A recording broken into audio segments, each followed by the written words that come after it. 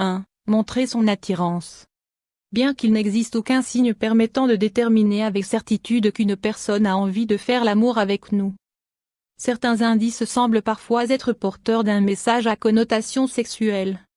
À moins que vous ne soyez très timide, essayez de lui envoyer des messages clairs sur votre attirance. Tout en restant discrète bien entendu, car si vous vous comportez en simple ami et que vous n'instaurez aucune ambiguïté ou séduction dans votre relation, il est probable que cela l'empêche de vouloir aller plus loin avec vous. Ne l'oubliez pas, les hommes ne sont pas tous des dragueurs invétérés sur d'eux.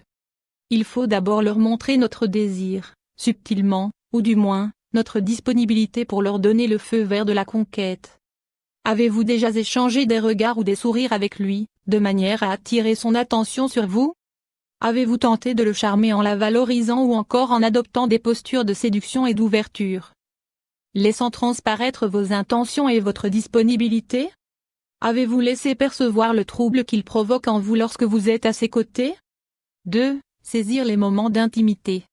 Pour connaître davantage les intentions de l'autre, il peut s'avérer nécessaire que vous vous retrouviez dans un contexte où l'intimité prendra place, seul avec cette personne, afin de provoquer des occasions où le toucher est plus probable de se produire.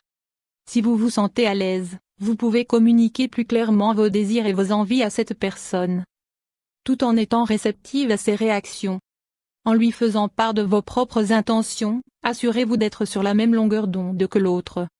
Soyez sûr d'avoir les mêmes attentes que lui et assurez-vous que son choix soit confortable. Une fois l'un en face de l'autre, tentez de percevoir si l'autre a des intentions sexuelles à votre égard, en portant une attention particulière aux indices corporels qui sous-entendent un désir de rapprochement. Avez-vous senti que l'autre était réceptif à vos regards pleins de désir, à vos gestes délicatement maladroits qui trahissent votre tension sexuelle? Vos tentatives de rapprochement étaient réciproques. 3. Assumez. Votre relation évolue vers une certaine forme d'intimité sexuelle. Vous ne vous voyez qu'à deux, au restaurant la plupart du temps et vos dîners en tête-à-tête s'éternisent. Vous vous quittez toujours avec amertume et un sentiment d'inachevé. Vous parlez un peu moins et votre corps parle un peu plus. Vos moments sont ponctués de longs regards qui en disent beaucoup, de touchés insidieux et de caresses fugaces. Toutes les 10 minutes, il ne peut s'empêcher de vous dire tu es belle avec un regard plein de désir. Il n'y a plus de doute, il est fou de désir pour vous et il ne vous le cache plus. À vous de voir désormais si vous êtes prête à passer le cap des fantasmes. Tentez de conscientiser ce que vous ressentez dans un tel contexte. Éprouvez-vous des sentiments pour lui? Ressentez-vous du plaisir, du désir ou de l'excitation sur le plan sexuel? Avez-vous envie d'aller plus loin et d'avoir une relation sexuelle complète avec cet homme? Vous sentez-vous prête à vivre cette expérience avec lui? Afin de faire des choix plus éclairés, nous vous encourageons à approfondir votre réflexion, en vous demandant ce qui motive votre désir de vivre une expérience sexuelle avec cette personne.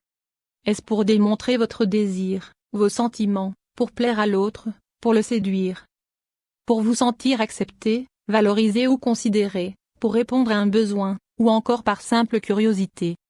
Rappelez-vous que le plaisir passe d'abord par votre bien-être qui se traduit par le respect de vos limites et l'écoute de vos propres besoins.